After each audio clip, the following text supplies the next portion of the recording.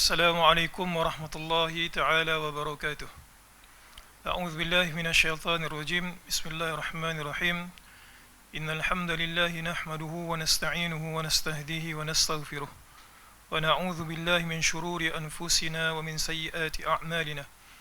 Man yahdihillahu fala mudilla lahu wa man yudlilhu fala hadiya lahu.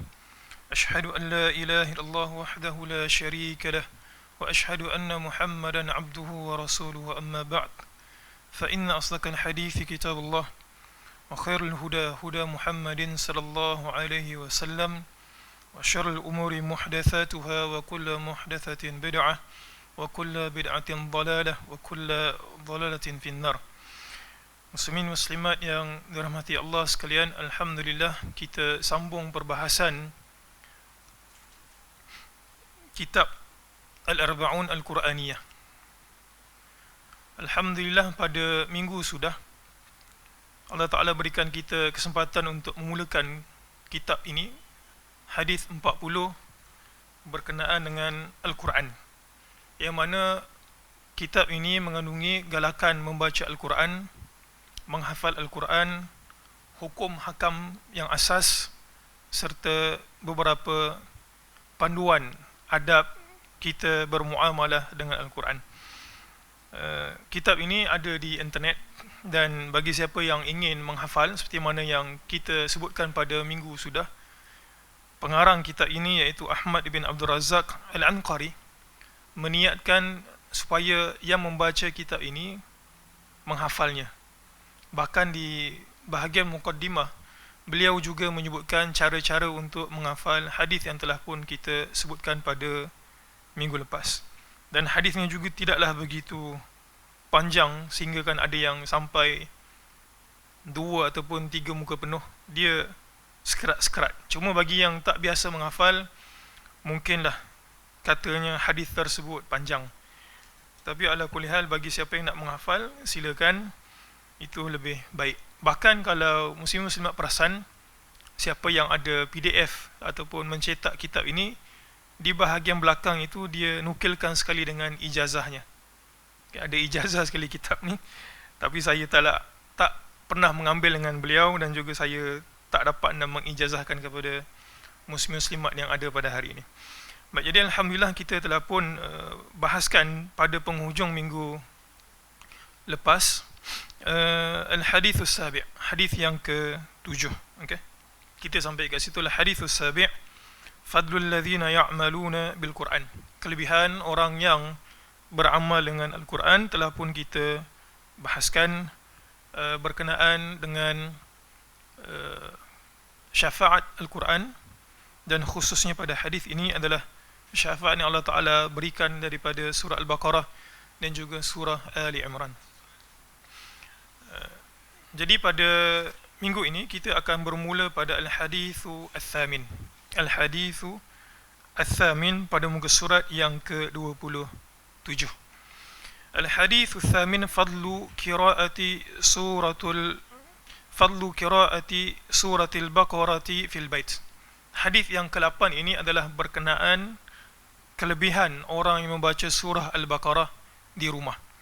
Kelebihan berkenaan dengan orang yang membaca surah Al-Baqarah di rumah. An Abi Hurairah radhiyallahu anhu anna Rasulullah sallallahu alaihi wasallam qala la taj'alu buyutakum maqabir inna asy-syaitana yanfiru min al-bait alladhi yaqra'u fihi suratul Baqarah, rawahu Muslim. Nabi sallallahu alaihi wasallam berdasarkan hadis riwayat Abu Hurairah radhiyallahu anhu, katanya, anna Rasulullah sallallahu alaihi wasallam qala, sesungguhnya Rasul sallallahu alaihi wasallam bersabda, la taj'alu buyutakum maqabir, janganlah sesekali kamu menjadikan buyutakum maqabir, rumah-rumah kamu itu sebagai kuburan. Inna syaitana yanfiru minal baiti alladhi yuqra'u fihi suratul Baqarah, kerana sesungguhnya syaitan yanfir ini maksudnya adalah cabut lari. minal baitil ladzi yaqra'u fihi suratul Baqarah. Syaitan akan lari daripada rumah yang mana di dalam rumah tersebut dibacakan padanya suratul Baqarah. Dibacakan padanya itu bukan maksudnya kita keliling rumah tersebut, kemudian kita baca suratul Baqarah, kemudian kita ambil kemenyan, kemudian kita asap-asapkan sebagai pendinding. Hadis ini tidak maksudkan sedemikian rupa. Yang dimaksudkan hadis ini maksudnya adalah orang dalam rumah itu sendiri membaca surah Al-Baqarah. Dan tatkala suratul Baqarah dibaca di dalam rumah, maka syaitan tidak akan menghampiri rumah tersebut. Nabi SAW menyebutkan, la taj'alu buyutakum maqabir. Janganlah kamu menjadikan rumah kamu itu sebagai kuburan. Apa maksudnya janganlah kamu menjadikan rumah kamu itu sebagai kuburan? Maksudnya adalah jangan sampai rumah kamu itu kosong daripada zikrullah. Jangan sampai rumah kamu itu tidak didirikan solat sunat padanya. Dalam arti kata lain, rumah itu semata-mata untuk tidur. Seperti mana kuburan yang dijadikan tempat di dalamnya itu untuk orang tidur. Apa beza orang tidur di rumah dan juga orang tidur di kuburan? Bezanya cuma satu. Orang yang tidur di rumah, bahkan dikiaskan tidur itu sebagai kematian kecil. Bezanya satu sahaja. Orang yang tidur di dalam rumah itu Allah Subhanahu wa taala izinkan rohnya untuk kembali semula bila dia jaga. Manakala orang yang tidur di kuburan, rohnya itu kekal di alam baqa dan tak kembali. Itu sebab Nabi SAW sebutkan, janganlah, seolah-olah Nabi sebutkan, sebagian para ulama menyebutkan, janganlah kamu jadikan rumah kamu itu semata-mata untuk tempat kamu tidur sahaja. Dalam arti kata lain, faedah yang kedua daripada perkataan Nabi ini, la taj'alu buyutakum maqabira. Sebab dalam riwayat lain disebutkan, bacalah Al-Quran dan juga dirikan solat sunat. Dalam arti kata lain, di kuburan tidak sepatutnya dibacakan Al-Quran dan juga tidak didirikan solat di kuburan. Okay. Faedah lain daripada hadis ini, kalaulah Nabi kata janganlah kamu jadikan rumah kamu itu kuburan, mafhum mukhalafahnya, maksudnya kalau kita nak terbalikkan dia punya kefahaman itu adalah di kuburan kita tidak membacakan Al-Quran dan dalam masa yang sama ada tegahan untuk kita solat menghadap ke kuburan.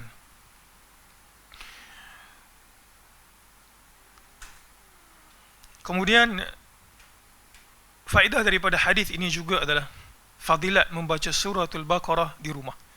Fadilat membaca surah Al-Baqarah di rumah. Bahkan disunatkan untuk kita selalu membaca Al-Baqarah di rumah.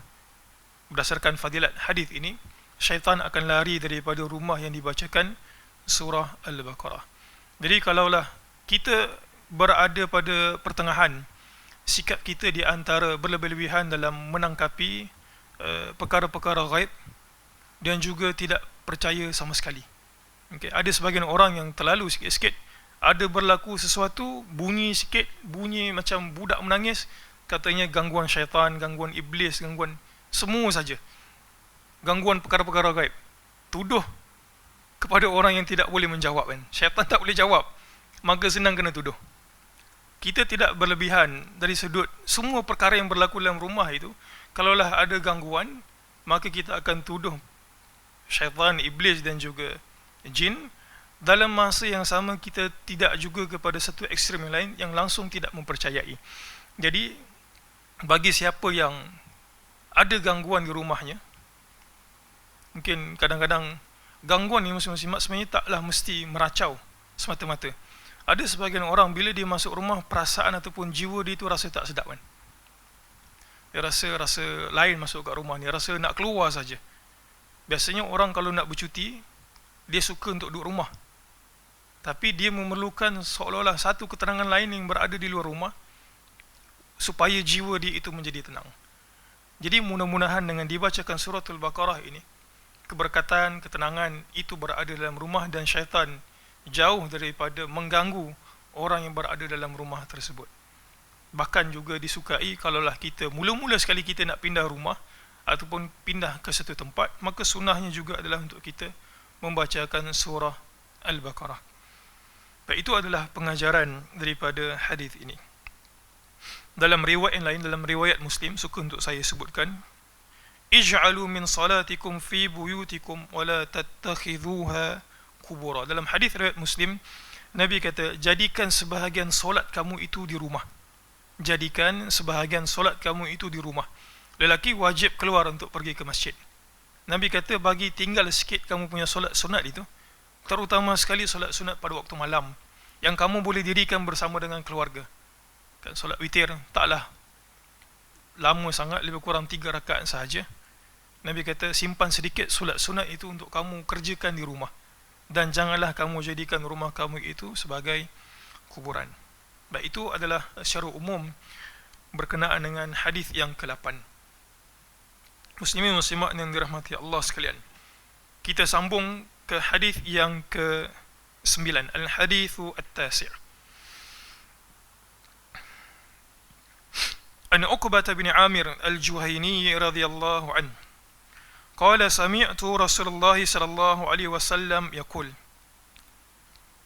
al-jahiru bil Qur'ani kal jahiri bis sadaqah wal musirru bil Qur'ani kal musirru bis sadaqah. Rawahu at-Tirmidzi wa Abu Dawud wa An-Nasa'i wa Ahmad wa qala Abu Isa at-Tirmidzi hasan gharib wa sahhahu al-Albani. Baik, hadis yang ke-9 ini, muslim-muslimat, adalah berkenaan dengan fadilat ataupun orang yang, kelebihan orang yang jahir. Jahir ini maksudnya menguatkan suara. Okay. Al-jahir ini maksudnya dia baca tu tak senyap-senyap, orang boleh dengar sedikit suara dia. Itu maksudnya adalah al-jahir. Dan kita pun juga ada solat al-jahir dan juga solat yang kita panggil apa? Sir, kan? Solat yang kita tak angkat suara kita. Jadi ini adalah fadlul jahir wal musirru bil Quran. Dan juga kelebihan orang yang musir, orang yang dia punya bacaan itu bergerak bibirnya, kedengaran sedikit untuk diri dia sendiri, tetapi orang lain tak dengar. Daripada Uqbah bin Amir al-Juhani radhiyallahu anhu qala sami'tu Rasulullah sallallahu alaihi wasallam yaqul. Uqbah bin Amir al-Juhani mengatakan, aku mendengar Nabi sallallahu alaihi wasallam bersabda, al-jahiru bil Quran kal jahir bis sadaqah. Al-jahir, orang yang mengangkat suaranya untuk membaca Al-Quran, Nabi umpamakan seperti orang yang mewar-warkan kalau dia itu bersedekah.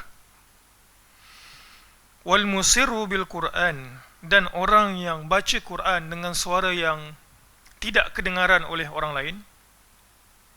Kita nak sebutkan senyap-senyap pun taklah juga senyap-senyap, maksudnya dia baca tapi suaranya itu tidak diangkat tinggi.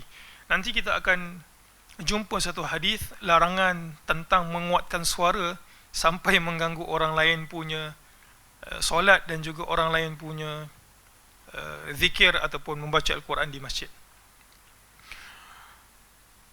Nabi SAW memperumpamakan orang yang mengangkat suaranya untuk membaca Quran seperti orang yang bersedekah dan orang lain nampak. Al-jahir bis sadaqah, berdasarkan hadis ini, bukanlah sesuatu perkara yang dilarang. Okay? Sedekah dan orang nampak kita bersedekah, memberikan hadiah, bukanlah sesuatu perkara yang dilarang. Maksudnya dia buat on the spot, ada orang minta sedekah dekat dia, dia pun bagi. Benda tersebut berdasarkan hadis ini, Nabi SAW tidak larang. Nabi kata orang yang buat amalan secara terang-terangan, orang nampak dia baca Quran kat masjid dan suara dia kedengaran. Seperti mana juga orang yang bersedekah dan orang minta kat dia, dia bagi sedekah dan orang lain nampak, benda tersebut tak salah. Ini menunjukkan bahawa amalan sunat kalau dinampak oleh orang tanpa niat kita untuk memang sengaja, dia kata aku solat ni memang nak bagi tengok kat orang, ataupun ada pak mentua dia nampak kat situ kan, pak mentua dia lalu dekat kawasan tu, pergi kerja kat masjid, dia pun stay kat situ, dia solat duha kat situ kan. Dia kata mudah-mudahan bakal pak mertua aku nampak, dia solat, dia kata bagus anak ni, bakal apa, bakal mertua. Dia tak niatkan seperti itu, tapi memang dia lazim dia seperti itu. Orang lain nampak, maka tak ada masalah.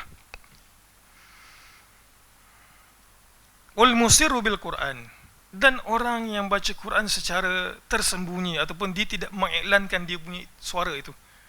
Kal musir ri bis sadaqah, seperti mana orang yang bersedekah secara sembunyi-sembunyi. Maksudnya dia tak nak orang lain nampak dia punya amalan. Muslim-muslimat, kalaulah ditanya mana satu yang lebih baik, dia bergantung kepada diri orang yang buat amalan tersebut. Kalaulah dia dapat menjaga jantung hati dia daripada timbul perasaan riak, kalau dia itu bersedekah ataupun dia itu membaca Al-Quran dan dia niatkan dengan dia buat amalan ini orang boleh contoh kat dia.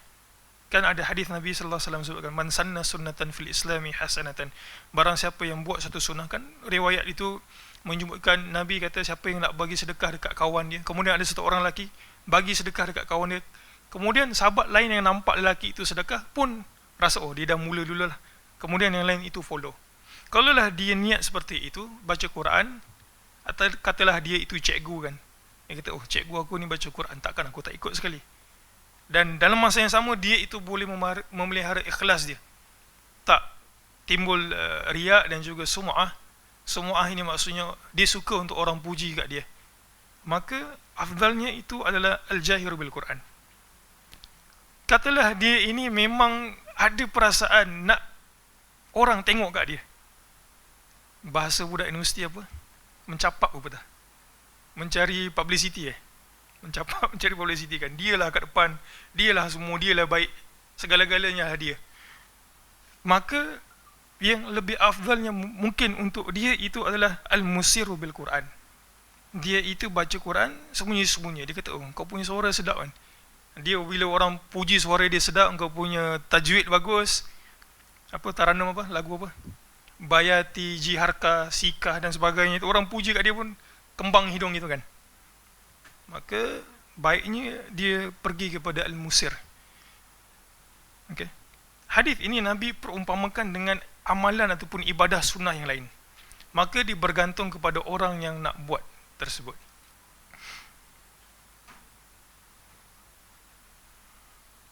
Pengajaran lain daripada hadis ini apa dia muslim-muslimat? Al-israr, sembunyi-sembunyi dalam melakukan amal itu lebih menjaga jiwa kita. Hadis ini tak menunjukkan apa-apa, maksudnya lebih baik al-jahir ataupun lebih baik al-musir. Nabi cuma bagi perumpamaan, kalau kau buat, kau seperti mana engkau buat sedekah dekat orang. Engkau boleh terang-terangan supaya orang boleh contoh kat engkau, ataupun engkau nak sembunyi-sembunyi untuk engkau punya hati itu lebih ikhlas ataupun memelihara ikhlas. Baik, itu adalah pengajaran daripada hadis ini. Hadis yang ke-9. Al-hadithul ashir. Hadis yang ke-10. Sempat ke habis ni? Rasa tak sempat pun. Tak apa, kita sambung, kita slow-slow lah. Niat kita baca ni supaya kita ambil faedah dan juga kita lebih semangat baca Quran kan. Jadi kalau ada yang cikgu kat sini ataupun dia nakib, dia bolehlah bawa kitab ini terang dekat student dia, supaya mudah-mudahan kita pun rasa semangat nak baca Quran, tahu hukum hakam sikit. Sebab dia simple kita, boleh dibaca dan juga boleh diterang secara ringkas. Baik, al-hadithul ashir, hubbu istima'il Quran, suka untuk mendengar Al-Quran. Muslim-muslimat suka dengar Al-Quran? Suka masa bila tu dengar Al-Quran? Ada orang suka dengar masa sebelum tidur kan, ataupun nak tidur dia dengar baca Quran. Ada orang kalau dia baca Quran, dia dengar bacaan Quran sebelum tidur, dia tak boleh tidur. Jangan pula kita salahkan orang yang kata engkau ni tak suka sebelum tidur dengar bacaan Quran. Tak, memang ada orang seperti itu. Ada orang kalau dia tidur, dia suka bunyi sikit. Rumah dia kosong, tak ada orang, jadi dia ada nak bunyi-bunyi sikit kan, dia ada peneman. Ada orang macam itu. Ada orang yang bunyi sikit tak boleh tidur. Baik. Tapi al-hadis al-ashir ini, hadis yang ke-10 ini adalah berkenaan dengan hubbu istima'il Quran, suka untuk mendengar bacaan Al-Quran, di mana Nabi sendiri suka untuk sahabat lain baca Quran dan baginda Rasul dengar. An Abdullah bin Mas'ud radhiyallahu an qala li Rasulullah sallallahu alaihi wasallam iqra alayya al-Quran. Qala faqultu ya Rasulullah aqra'u alayka wa alayka unzil. قال إني أشتهي أن أسمعه من غيري فقرأت النساء حتى إذا بلغت فكيف إذا جئنا من كل أمة بشهيد وجئنا بك على هؤلاء شهيدا فرفعت رأسي أو غمزني رجل إلى جنبي فرفعت رأسي فرأيت دموعه تسيل. Hadis ini satu hadis yang sangat menarik. Ada pengajaran yang cukup besar untuk kita. Daripada Abdullah bin Mas'ud. Abdullah bin Mas'ud ini nama lainnya adalah Ibnu Ummi Abd. Ibnu Ummi Abd. Satu hari Abdullah bin Mas'ud ini baca Quran dan Nabi SAW dengar dia baca Quran. Dan Nabi ketika mana lalu dekat kawasan Ibnu Mas'ud, iaitu Abdullah bin Mas'ud, Nabi lalu sekali dengan Abu Bakar. Okay. Kemudian Nabi dengar bacaan Abdullah bin Mas'ud, Ibnu Mas'ud. Nabi kata dekat Abu Bakar, dia kata, man sarrahu ayyaqra'a al-Qur'ana kama unzil. Siapa yang suka untuk mendengar bacaan Quran seperti mana dia diturunkan, ghaddan. Ghaddan ini maksudnya fresh. Man sarrahu ayyaqra'a al-Qur'an ghaddan kama unzil. Siapa yang suka untuk dengar bacaan Quran seperti mana dia turun. Ghaddan ini maksudnya fresh. Maksudnya macam Jibril sampaikan kepada Nabi. Nabi kata apa dekat Abu Bakar dan juga Umar yang ketika mana itu bersama dengan Rasul. Nabi kata, falyaqra bi qiraati Ibnu Ummi Abd. Maka hendaklah dia membaca bacaan Ibnu Ummi Abd. Ibnu Ummi Abd adalah gelaran lain kepada Abdullah bin Mas'ud. Jadi maksudnya memang hebat Abdullah bin Mas'ud ini, fuqaha dan juga qurra.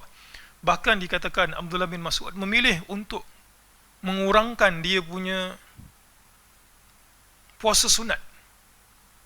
Sebab apa? Dia kata kalau aku puasa banyak, dia kata aku tak ada tenaga untuk baca Quran. Jadi Abdullah bin Mas'ud cemerlang dalam pembacaan Quran, memilih untuk membaca Quran lebih, sehingga kan beliau sendiri mengurangkan ibadah puasa itu, ibadah sunat puasa. Qala li Rasulullah sallallahu alaihi wasallam, Abdullah bin Mas'ud katanya, Nabi sallallahu alaihi wasallam kata kat aku, iqra alayya al-Quran. Nabi kata kat Abdullah bin Mas'ud, bacakan kepada aku Al-Quran wahai Abdullah. Bacakan kepada aku itu maksudnya Nabi nak dengar bacaan Abdullah bin Mas'ud. Qala faqultu ya Rasulullah aqra'u alayka wa alayka unzil. Abdullah bin Mas'ud rasa takjub kan. Dia kata, wahai Rasul, apakah engkau nak aku bacakan engkau Al-Quran? Sedangkan Al-Quran itu diturunkan kepada engkau, engkaulah yang memperdengarkan kepada kami, sekarang engkau nak aku bacakan kepada engkau? Qala inni ashtahi an asma'ahu min ghairi. Dia kata, wahai Abdullah, aku ashtahi. Ashtahi ini kalau nak diterjemahkan boleh kita sebutkan sebagai suka. Syahiyah dalam bahasa Arab boleh juga diterjemahkan sebagai selera. Jadi kadang kalau kita kata saya tak berselera kan, ma'indi syahiyah, dia kata aku tak selera. Jadi Nabi nak syahiyah pula. Ashtahi ini maksudnya adalah aku ingin mendengar orang lain bacakan Quran untuk aku. Baik, apa tujuan Nabi SAW minta sahabat lain untuk bacakan Quran untuk dia? Muslimat, kita ini menghayati agama ataupun kadang-kadang kita menghayati Al-Quran ataupun menghayati pembelajaran Macam saya sekarang ini menyampaikan kepada muslim-muslimat, jadi saya kena baca dulu. Dia boleh dengan dua cara. Sama ada kita menyampaikan kepada orang lain, dan bila kita buat semakan, kita baca sebelum kita sampai kepada orang lain, timbul rasa keinsafan. Kita baca hadis ini, kita kata, takkanlah Nabi sallallahu alaihi wasallam galakkan baca Quran, aku nak sampaikan kepada orang lain, kemudian aku sendiri tak baca Quran. Jadi timbul rasa keinsafan. Ada sebahagian orang pula, ataupun terkadang kita suka, kita datang, ialah walaupun kita sendiri cikgu ataupun kita sendiri sebagai asatidzah yang mengajarkan kat depan, kadang-kadang kita juga suka untuk mendengarkan tazkirah orang lain. Kadang-kadang kita sukar untuk mentazkirahkan diri kita sendiri, kan? Jadi ini pengajaran yang penting untuk orang yang mungkin berada ke atas, cikgu, guru, nakib dan sebagainya. Jangan sesekali rasa terlalu tinggi sampaikan kita tak nak mendengar ataupun menerima teguran, pesanan ataupun tazkirah orang lain. Nabi sendiri suka untuk orang lain bacakan dia Al-Quran. Nabi, manusia yang paling mulia, tak adalah dalam muka bumi ini semenjak Allah Subhanahu Wa Taala menjadikan Adam sampailah penghujung kita, manusia yang terakhir lahir ataupun meninggal dunia, lebih mulia daripada Nabi. Pun begitu Nabi SAW suka untuk orang lain bacakan Quran untuk dia dan mengambil pengajaran. Buktinya apa? Buktinya nanti kita akan baca penghujung hadis ini. Faqaratun Nisa. Lalu Abdullah bin Mas'ud memilih suratun Nisa. Hatta idza balagtu. Sampailah dia baca sampai dekat ayat yang ke-41. Fa kaifa idza ji'na min kulli ummatin bi syahid. Allah Subhanahu wa taala dalam surah An-Nisa ini kata, bagaimana wahai Muhammad, idza ji'na, tatkala pada hari kiamat kami mendatangkan min kulli ummah, setiap umat itu bi syahid, akan ada saksi terhadap perbuatan mereka. Wa ji'na bika, dan kami datangkan engkau wahai Muhammad sallallahu alaihi wasallam ala haula'i syahida, dan kami datangkan engkau untuk mempersaksikan kepada mereka itu semua. Lalu ketika mana Abdullah bin Mas'ud sampai kepada ayat ini, farafa'tu ra'si, dia baca Quran kita kan, kita tunduk, kemudian Abdullah bin Mas'ud angkat kepala dia. Au ghamazani rajulun ila janbi. Ghamazani ini boleh berikan isyarat. Ghamazani juga boleh kita panggil apa ni? Kalau kita ada orang khayal kat depan, kita pergi apa? Dia pun terkejut sikit, kita pergi cucuk kan? Ghamazani itu, ataupun bagi isyarat dekat Abdullah bin Mas'ud. Supaya apa? Supaya tengok kat Nabi. Farafa'tu ra'si. Lalu ketika mana Abdullah bin Mas'ud diberikan isyarat ataupun dicucuk oleh orang lain, ataupun sentuh gitulah, ghamazani boleh juga gitu kan? Kita macam kita kejut adik kita, kita apa? Tepuk-tepuk gitu kan, dengan kasih sayang gitu kan. Biasa orang tu buat macam itu lah. Kadang orang jerit ataupun apa, orang bagi tazkirah depan orang tidur kan, engkau ni tak bangun tidur gini.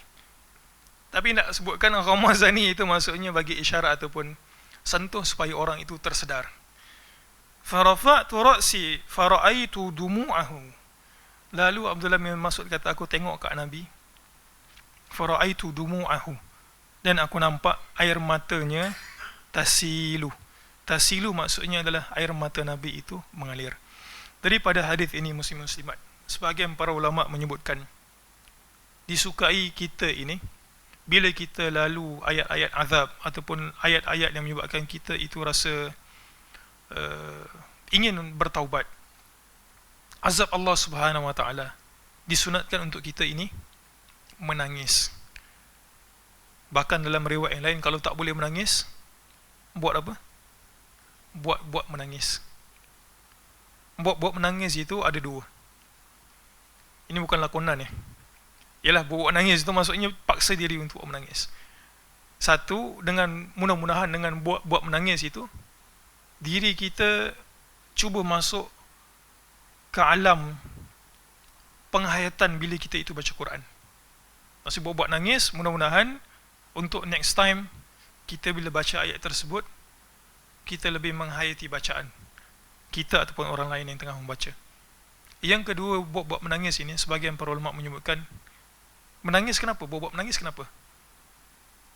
Menangisi diri sendiri kerana apa? Tidak timbul rasa keinsafan bila baca Al-Quran. Boleh faham buat nangis sebab apa? Nangis kat diri sendiri. Sebab orang lain baca Quran menangis sebab dia boleh ada penghayatan. Kita pula menangis dekat diri sendiri sebab apa? Sebab tak timbul rasa insaf. Jangan pula muslimin muslimat lepas ni baca Quran, ayat pasal syurga menangis kan? Cerita pasal bidadari apa semua menangis, tak kena lah. Maksudnya bila kita lalu ayat-ayat tentang azab Allah Subhanahu Wa Taala terhadap orang-orang terdahulu yang melakukan maksiat, ataupun kita jumpa ayat berkenaan dengan makanan ahli neraka, kita rasa menangis sebab tak nak masuk ke dalam neraka. Gitu. Jadi Nabi SAW dalam hadis ini menangis sebab mendengarkan bacaan Abdullah bin Mas'ud. Pengajaran lainnya juga adalah bila orang lain baca Quran, kita buat apa? Kita dengar dan juga kita tadabbur. Kita dengar dan juga kita tadabbur, barulah boleh menangis. Menangis ini kadang-kadang orang menangis juga. Kan kita nak tarawih ni, orang menangis. Kalau orang tu betul-betul dengar bacaan imam itu baca dengan bagus, kemudian kita faham, kita boleh menangis insya-Allah. Tapi ada sebahagian orang menangis masa solat tarawih ni, kita sentuh dekat keadaan yang nak datang ni lah. Sebab apa? Dia tengok kawan dia menangis, dia kata, kau menangis, aku nangis sekali. You cry, I cry, dia kata. Dia kata, apa salah kau menangis? Dia kata, tak tahulah, aku tengok kau nangis, aku sedih kan. Kasihan kat kau, aku pun nangis sekali. Benda tersebut tak jadi seperti itu. Muslim-muslimat sekalian, macam mana kita ini nak boleh bagi menangis bila kita baca Quran? Macam mana kita boleh menangis bila baca Quran? Dengan kita faham apa yang kita baca. Saya selalu bagi contoh dekat student suka baca komik kan, ke student suka baca Quran je. Saya tak suka baca Quran. Ya, kita ambil student yang umum lah, yang suka tengok apa, Upin Ipin, suka tengok apalagi kartun zaman sekarang tu, zaman apa dia, Didi and Friend. Itu zaman kita, Bobo Boy dan sebagainya lah kan. Ada orang baca komik ni sebab apa? Yang umum lah, yang umum, sebab nak enjoy kan, komik-komik lawak gitu. Kita nak kesan lawak itu pada kita. Kita nak kesan terhibur itu pada kita. Jadi muslim-muslimat, katalah saya bagi dekat muslim-muslimat, komik tu tujuannya tadi nak bagi hiburan ataupun nak bagi kita gelak lah. Saya bagi muslim-muslimat Quran, komik, nak bagi perumpamaan dengan Quran ni lah, nak bagi tahu kesannya tu. Saya bagi muslim-muslimat komik, dan komik itu pula kata, saya kata komik ni bagus ni, kalau baca confirm gelak, 10 hari 10 malam tak henti gelak itu. Saya kata bacalah. Kemudian muslim-muslimat tengok komik tu bahasa Tamil.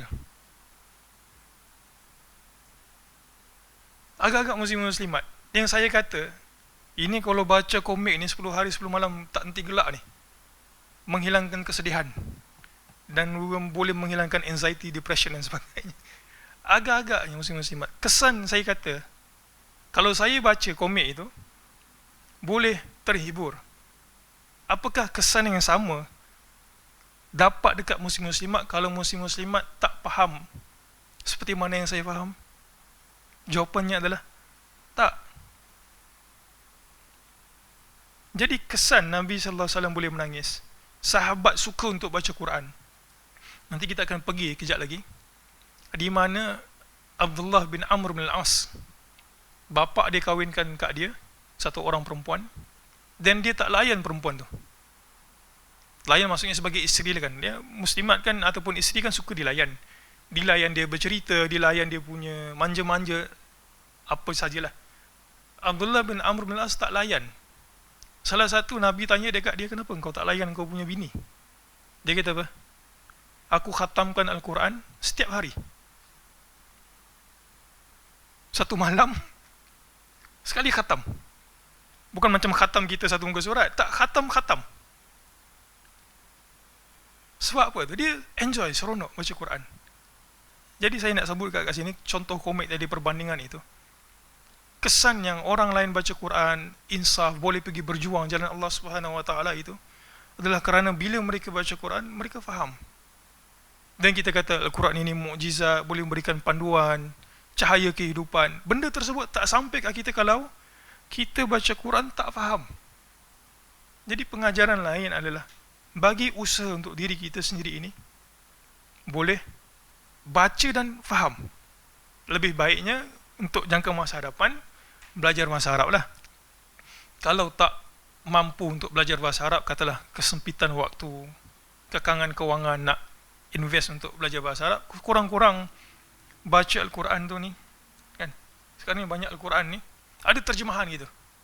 Bahkan zaman saya dulu tak ada ni yang color-color ni, apa tajwid color-color ni. Budak kalau nak tasmik dia kata Ustaz nak Quran tu. Sebab apa? Ada hukum tajwid kat situ. Kalau merah dengung, kalau hijau kita panggil apa, izhar gitu kan, izhar halqi ataupun izhar hakiki dan sebagainya. Ni ada buka. Jadi kita faham, kita baca. Itu sebab orang zaman dahulu menangis baca Quran dan mereka enjoy. Sebab seolah Allah Subhanahu Wa Taala mereka itu berinteraksi dengan Allah Taala kan. Allah Taala tegur begitu, jangan buat seperti ini, jangan mengumpat, jangan mencaci orang dalam suratul Hujurat. Mereka pun rasa insaf dan itulah kesannya mereka itu jadi orang soleh. Yang mungkin pada kebanyakan kita hari ini kesan itu berbeza disebabkan kita tak faham. Allahu a'lam. Dan kita sambung satu hadis, kemudian kita berhenti rehat. Boleh pengurusi? Biasa macam itulah, kita bagi rehat. Mungkin ada yang sampai tak sempat nak sarapan. Alhamdulillah ada yang berikan sarapan. Baik. Al-Faslu Tsani. Alhamdulillah kita telah pun habis bab yang pertama. Okay. Bagus buku ni di print. Jadi kita kalau boring-boring, kita tengok balik, galakkan baca Quran. Katalah kalau hati tu tiba-tiba jadi kering. Kadang-kadang muslimat ada orang yang ada satu hari tu dia lalui perasaan ni. Ni banyaklah untuk orang yang berjuang di jalan ilmu ini, dekat asrama kan. Kadang-kadang mereka menghadapi tekanan perasaan. Duduk seorang jauh daripada ibu bapa. Kadang-kadang kawan-kawan ramai kat situ, keliling dia, tapi dia rasa jiwa tu kosong. Ada masa tu kadang-kadang setahun jadi 2-3 kali. Kawan-kawan ramai ni, kawan-kawan ajak makan ni, tapi jiwa dia tu rasa macam kosong sangat. Pernah tak alami? Kan dia tak tahu sebab apa. Kita student, kita alami lah kan benda tersebut. Kadang-kadang orang ramai keliling, ajak makan, orang ajak pergi sukan, jogging dan sebagainya, tapi kita rasa jiwa hari tu macam kosong, tak ada mood dan sebagainya. Jadi kalau rasa tak ada mood tu, cuba buka balik kitab ni, ataupun kitab mana-mana kitab lah. Yang menyebabkan bila kita baca tu kita rasa oh insaf, kena buat seperti ni. Ya, kita boleh lupa. Kita mungkin faham hari ini, esok mungkin kita tak faham sebabkan kita tak buat murajaah ataupun ulang kaji. Baik. Al-Faslu Tsani.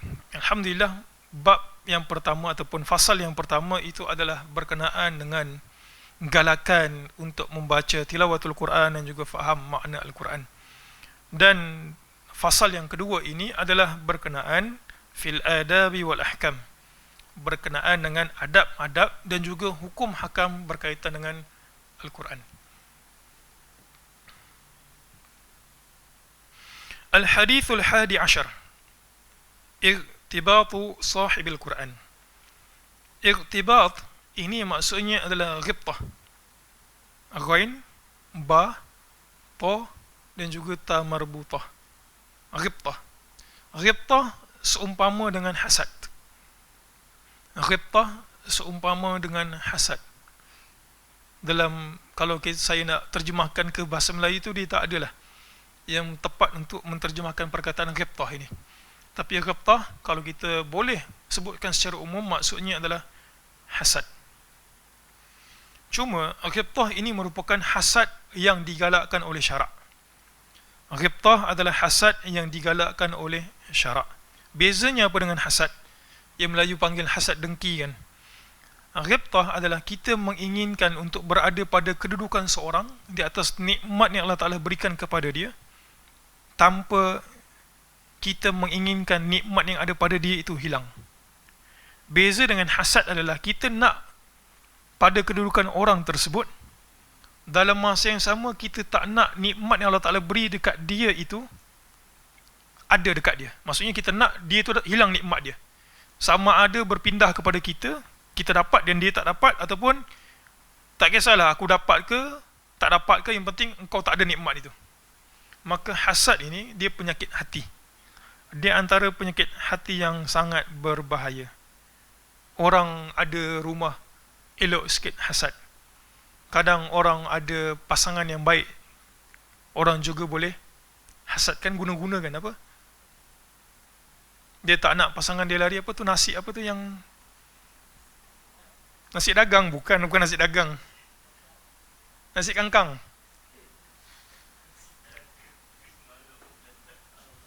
Bukan nasi dagang. Nasi kangkang. Kenapa tu? Apa nasi kangkang? Apa fungsi dia? Menundukkan suami. Dia takut suami dia hilang, suami dia lari. Saya pun tak tahu macam mana dia buat. Wah. Ini syarah yang tak boleh dipakai. Tak pernah jumpa syarah tu. Mungkin kejap lagi Abu Talha bagi buat syarah kepada tu takrif nasi kangkang. Tak ada. Itu ialah hasad kan, orang dia takut suami dia puncanya penyakit hati lah. Nabi sallallahu alaihi wasallam sebut dalam hadis yang lain, iyyakum wal hasad fa innal hasada ta'kulul hasanat kama ta'kulun nar al hatab. Nabi sallallahu alaihi wasallam sebut iyyakum wal hasad, wa iyyakum wal hasad, janganlah sekali-kali kamu ini memiliki hasad dengki. Melayu sebut hasad dengki lah. Fa innal hasada ta'kulul hasanat, kerana sesungguhnya hasad dengki itu memakan kebaikan. Ia macam mana tak memakan kebaikan? Bila orang berhasad, orang akan cuba untuk mengambil apa yang berada pada orang lain. Orang akan mengumpat terhadap apa yang berada pada orang lain. Dia menghakis hasad dan menyebabkan dia hilang fokus untuk dunia dan juga agama dia. Fa innal hasada kama ta'kulun narul hatab, seperti mana api memakan kayu api. Tapi hasad ini bagus. La hasada, an Abi Hurairah radhiyallahu an anna Rasulullah sallallahu alaihi wasallam qala la hasada illa fi ithnatain. Rajulun 'allamahu Allahu al-Qur'an fahuwa yatluhu ana al-layl wa ana an-nahar. فسمعه جار له فقال ليتني أوتيت مثل ما أوتي فلان فعملت مثل ما يعمل ورجل آتاه الله مالا فهو يهلكه في الحق فقال رجل ليتني أوتيت مثل ما أوتي فلان فعملت مثل ما يعمل. Daripada Abu Hurairah radhiyallahu anhu,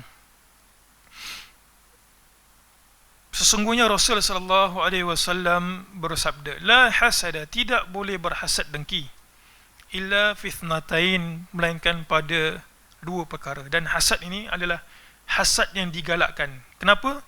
Kerana bila kita ada keinginan untuk tiru macam orang lain, maka kita juga terasa untuk membuat kebaikan yang sama. Rajulun 'allamahu Allahul Qur'an, seorang lelaki yang Allah Subhanahu wa taala mengajarkannya Al-Quran. Fahuwa yatluhu ana al-lail wa ana an-nahar. Lalu lelaki ini yatluhu, membacakan, ana al-lail. Ana al maksudnya seketika pada waktu pagi, seketika pada waktu malam. Wa ana an-nahar, dan seketika pada waktu siang. Fasami'ahu jarul lahu faqal laitani utitu mithla ma utiya fulanun fa'amiltu mithla ma ya'mal. Lalu jiran dia dengar dia baca Quran, jiran dia kata laitani utitu mithla ma utiya fulan. Dia kata alangkah baiknya utitu, aku diberikan seperti mana si fulan itu diberikan oleh Allah kebolehan untuk baca Quran, fa'amiltu mithla ma ya'mal, lalu aku pun melakukan seperti mana yang dia lakukan. Muslimin muslimat, kita pause kejap dekat hadis ini kan, dekat perkataan Nabi ini sebelum kita nak teruskan. Di antara pengajaran lain ketika mana Nabi SAW sebut rajulun 'allamahul Quran, seorang lelaki yang Allah Ta'ala mengajarkannya Al-Quran. Apa pengajarannya? Ilmu itu datang daripada Allah Subhanahu Wa Ta'ala. Ilmu itu datang daripada Allah Subhanahu Wa Ta'ala. Katalah kita ini sebagai pelajar. Dalam saya juga suka untuk sebutkan kepada student untuk menjaga 3 perkara. Ini khas untuk student lah, yang talibul ilm, yang menjaga yang menuntut ilmu. Dia kena sedar bahawa dia kena jaga 3 perkara. Yang pertama adalah dia kena menjaga hak-hak Allah. Kerana Allah Subhanahu Wa Ta'ala merupakan sumber kepada semua, sumber kepada kehidupan dia. Bahkan ilmu itu tidak akan sampai kepada dia melainkan sekiranya Allah Subhanahu Wa Ta'ala nak ilmu itu diberikan kepada dia. Jadi kat sini kita ada syariatullah dan juga sunnatullah. Syariat dia kena jaga. Puasa, kalau puasa, kalau solat dijaga, jangan melakukan maksiat. Dan juga dia kena ambil sunnatullah. Sunnatullah apa dia? Belajar, menghafal. Orang makan kismis 1 tan pun, minum air zam-zam bergelen-gelen, tanpa kita menafikan dia punya kelebihan. Kalau otak cergas macam mana sekalipun, kalau tak ada input, boleh jawab tak masa periksa? Tak boleh jawab masa periksa. Jadi dia memerlukan 2, syariatullah dan juga sunnatullah. Sunnatullahnya adalah pergi ke kelas, catat nota, apa lagi, buat murajaah. Otak cergas macam mana sekalipun, kalau inputnya tak ada, tak jadi juga, tak jalan juga. Satu, dia kena jaga hak Allah Subhanahu Wa Ta'ala. Yang kedua apa dia? Dia kena jaga hak orang tua dia. Kenapa? Kerana orang tua merupakan asbab yang Allah Ta'ala jadikan untuk kita semua boleh wujud dekat muka bumi ini. Betapa ramai kita dengar student-student yang mungkin dia itu tak cukup masa nak buat ulang kaji, kadang ada ambil part time gitu kan. Dia malam-malam sebelum periksa dia call mak ayah dia, kata tolong doa dan sebagainya. Akhirnya dia boleh jawab. Ya, banyak kisah-kisah student, dan kita juga mengalami benda yang sama juga. Jadi dia kena jaga. Kalau orang tua dia sakit, datang ziarah, bertanya khabar dan sebagainya. Dan yang ketiga apa dia? Cikgu dia. Kan guru kita sendiri. Saya lah, termasuk saya juga, yang ada guru, ada musyrif mungkin, ada penyelia yang mengajarkan kita dekat universiti. Kita kena hormat. Sebab Allah Subhanahu Wa Ta'ala, kalau mak bapak tadi itu, Allah jadikan asbab untuk dia itu hidup. Manakala cikgu pula merupakan asbab untuk ilmu itu sampai dekat dia. Dia tak betul, ilmu itu Allah Subhanahu Wa Ta'ala punya, dikehendaki, Allah Ta'ala berikan kepada yang dia kehendaki. Tapi jangan lupa, sampai kat dia itu melalui apa? Melalui cikgu dia. Jadi dia kena jaga. Jadi rajulun 'allamahullahul Quran, ilmu ini datang daripada Allah Subhanahu Wa Ta'ala. Itu kena ingat. Kita boleh usaha, tetapi akhirnya sama ada kita boleh ingat ilmu itu, semuanya daripada Allah Subhanahu Wa Ta'ala. Dan lelaki ini, ini pengajaran yang saya nak sentuh juga. Fahuwa yatluhu ana al-lail wa ana an-nahar. Dan dengan ilmu Al-Quran, dia baca seketika pada waktu malam dan seketika pada waktu siang. Apa pengajaran lain daripada perkataan Nabi ini? Tak semestinya muslim-muslimat orang boleh baca Quran, dia baca Quran. Kalau kita sambung hadis ini, tak semestinya orang yang ada harta itu, dia akan keluarkan sebahagian harta dia untuk apa? Untuk sedekah, untuk bagi hadiah, untuk infak jalan Allah Subhanahu Wa Ta'ala. Tak semestinya. Jadi tahu satu hal, dan betapa ramai orang yang tahu baca Quran kan, dia boleh lagu-lagukan Quran, dia tajuk dia superb. Dia boleh sebut ni qala sughra, qala kubra, ini mad jaiz, mad lazim, semua dia boleh sebutlah, sifat huruf, tarqiq, tafkhim. Tapi dia tak baca Quran. Orang ini tak patut didengki. dan dia mengalami kerugian. Ada ilmu tapi dia tak buat. Tapi ini pengajarannya ni, tahu satu hal dan juga kita kena buat. Fasami'ahu jarul lahu. Akhirnya dia baca Quran dan jiran dia dengar. Dan jiran dia kata, alangkah bagusnya kalau aku diberikan seperti mana dia dan juga aku buat. Jadi untuk buat ini kena belajar dahulu. Untuk buat ini kan nak bagi boleh ni hadis ini kena belajar dulu. Belajar perlu duit tak? Ya, belajar perlu duit. Belajar perlu tenaga dan masa tak? Ya, belajar perlu tenaga dan juga masa. Barulah dia boleh baca Quran dengan baik. Seperti mana yang kita sebutkan pada minggu lepas. Warajulun atahu Allahu malan fahuwa yuhlikuhu fil haqq. Dan seorang lelaki yang Allah Subhanahu wa taala kurniakan dia malan. Kurniakan dia harta. Sekali lagi, seperti mana ilmu, rezeki dan juga harta juga datang daripada Allah Subhanahu wa taala. Dan tak mesti orang yang berharta dia akan keluarkan harta dia untuk orang lain. Bahkan ada yang orang Melayu panggil apa? Tak hidung masin ke? Tak hidung masin kan? Tangkai jering, tak hidung masin. Saya pun tak tahu. Tangkai jering, apa kaitan tangkai jering dengan, mungkin ada cikgu bahasa Melayu? Cikgu bahasa Melayu? Apa kaitannya? Jering yang suka nak jatuh. Tak hidung masin? Oh, masin ke? Pernah ada kan tak hidung masin, kata kedekut. Saya tak tahulah apa kaitannya. Kita susah nak dapat kan? Susah nak keluar, yelah, susah nak dapat. Mungkin kot. Okey, baik. Tak mestilah orang yang, ada orang yang kaya tapi dia sendiri kedekut dekat ahli keluarga dia kan. Bila harta banyak, kadang-kadang orang lebih susah untuk mengeluarkan duit untuk orang lain. Faqala rajulun laitani utitu mithla ma utiya fulan. Dia kata, alangkah bagusnya kalau aku ini diberikan seperti mana si fulan itu diberikan oleh Allah Ta'ala. Fa'amiltu, dan aku buat mithla ma ya'mal, seperti mana yang dia kerjakan. Baik, beberapa pengajaran hadis ini sebelum kita berhenti rehat. Al-hasad al-mahmud. Hasad dengki yang terpuji adalah hasad dengki yang kita inginkan kebaikan agama itu sampai dekat kita. Okay. Kita nak kebaikan agama itu sampai dekat kita. Muslim-muslimat, agama ini ataupun umat ini tertegak dengan dua perkara. Itu sebab kita bacakan hadis pada minggu lepas. Sebaik-baik orang adalah orang yang Allamal Quran, orang yang mempelajari Al-Quran dan juga mengajarkan kepada orang lain.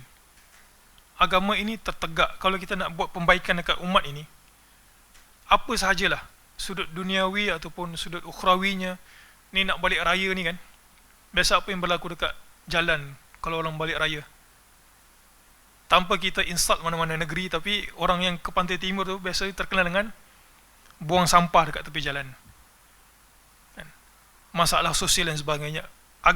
Umat ini akan tertegak dengan dua perkara. Satu adalah dengan ilmu. Okay. Kerana dengan ilmu akan menghasilkan kesedaran. Dia beza tu. Perubahan dengan semangat tak kekal lama.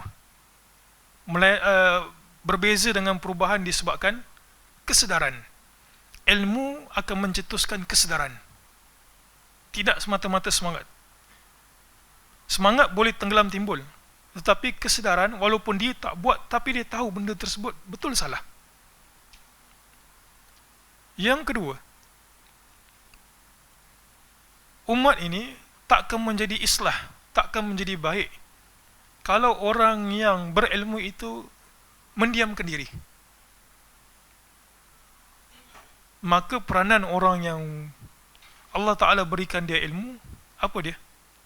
Dakwah dan juga mengajarkan kepada orang lain. Dakwah amar ma'ruf nahi mungkar, dan juga dia sampaikan kepada orang lain. Jadi mudah-mudahan Allah Ta'ala berikan kita taufik untuk dua ini. Belajar dan juga dalam masa yang sama dapat menyampaikan kepada orang lain. Dan saya niatkan kitab ini sikit-sikit dibaca supaya yang hadir mendengar boleh sampaikan kepada orang lain. Taklah mesti ustaz baru boleh buka kitab, tak. Cuma kita tahulah kan kadar yang kita boleh sampaikan. Kalau kita tak tahu, kita jawab tak tahu. Kita dah belajar, kita sampaikan apa yang kita pelajari, ataupun kita cari yang lain dan kita boleh sampai atau war-warkan kepada orang lain. Yang kedua, pengajaran hadis ini, taklah semua orang yang Allah Ta'ala berikan dia ilmu beramal dengan ilmu dia. Okay? Tak semua orang yang Allah Ta'ala kurniakan ilmu beramal dengan ilmu dia. Yang ketiga, ilmu dan juga harta merupakan di antara sebaik-baik perkara yang boleh memberikan manfaat kepada orang lain. Ilmu dan juga harta di antara perkara yang baik. Dan ilmu, harta juga boleh merosakkan orang kalau tak kena cara. Menyesatkan orang, kepandaian dia itu berbuat khianat ke orang. Harta pun sama juga. Tetapi ilmu dan juga harta boleh kita channelkan untuk manfaat kepada umat dan juga orang lain. Dan yang keempat, rezeki ilmu puncanya adalah daripada Allah Subhanahu Wa Taala. Itu sebab bila kita usaha cari ilmu, kita usaha untuk cari rezeki, maka kita mesti ada rasa nak tawakal ke Allah Ta'ala. Jadi ini adalah pengajaran untuk hadis ini. Allahu alam, kita berhenti rehat mungkin 5 minit, 10 minit. Mungkin ada yang tak makan lagi. Okay. Kita akan sambung pukul 10 suku insya-Allah.